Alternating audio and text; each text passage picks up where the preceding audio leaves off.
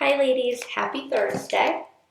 I wanted to remind you before we begin that after you watch the video, you need to click the link at the bottom of the screen to access the read aloud for today. Before we get started, just a reminder of our learning target for today. I can describe the major events in a story, and the way that we're going to do that is by using first, next, then, and finally. So, it goes a little something like this. Imagine I was retelling the events from one of my favorite stories, Frozen. First, there was a king and a queen who had two little girls. Then, one of the girls found out she had magic powers, and she was chosen to rule the kingdom. Next, a bad man tried to stop them from ruling the kingdom and tear their family apart.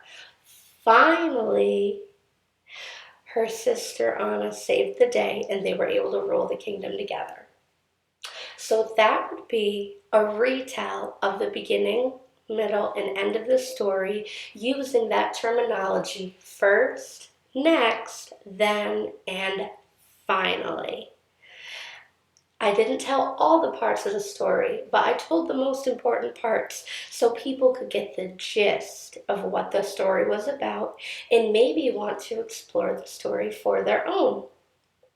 The story that you're going to explore today is called Last Stop on Market Street, and it is a great story with beautiful illustrations, and I think you're really going to like it.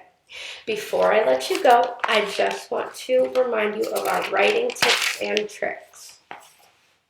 So we need to have those capital letters, punctuation, finger spaces, your very neatest almost second grade scholar handwriting. We need the title, which is Last Stop on Market Street. You need to add first, next, then, and finally to describe those major events in the story. And then we need to see that lovely illustration that you always do. Once you're done, upload that to Class Dojo or save it in that file so your teacher can review it when we're all back together again. I hope you guys have a great rest of the week and a good weekend. And I'll see you for our next video with me on Tuesday.